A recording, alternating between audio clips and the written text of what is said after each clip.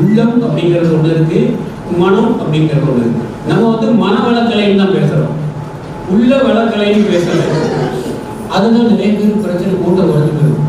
ஏன்னா உள்ளங்கிறது உண்மை மட்டுமே பேசும், மனங்கிறது பொய்யும் பேசும், சூழ்நிலைக்கு தகுந்த மாதிரி விஷயம் பேசும். ஒரே விஷயம் தான், இப்போ ஒரே கரண்ட் தான், அங்கே ஃபேனாக இருக்குது லைட்டாக இருக்குது, அதே மாதிரி தான் உள்ளங்கிறது வெளியில் படும்போது மனசாகவும் அமைதியாக இருக்கும்போது இறைவனாகவும் ஆன்மாவும் இருக்குன்னு மகரி செய்திருக்க. தயவு செய்து இருக்கிற ரெஃபரன்ஸ் வாங்க சொல்கிறேன், காட்டுறேன். அதனாலதான் வெள்ளத்தனையை மலரிட்டம் மாங்கிறதம் உள்ளத்தனையை மனசுல உயர்வு திருவள்ளுவர் எழுதல, கடைசியில் வர வேண்டிய திருவள்ளுவர் உள்ளத்தனையை உயர்வு. அடுத்தது என்ன? உள்ளொன்று வைத்து புறமொன்று பேசுவார் உணவு களவாக வேண்டும். அப்போ மனசுல நான் என்ன நினைக்கிறேனோ அதே எண்ணமாகி அதே சொல்லாகி அதே செயலாகி இருக்குன்னு சொன்னா இந்த மூணு ஒரே நேர்கோட்டத்தில் இருக்கக்கூடிய வாழ்க்கையை நாம்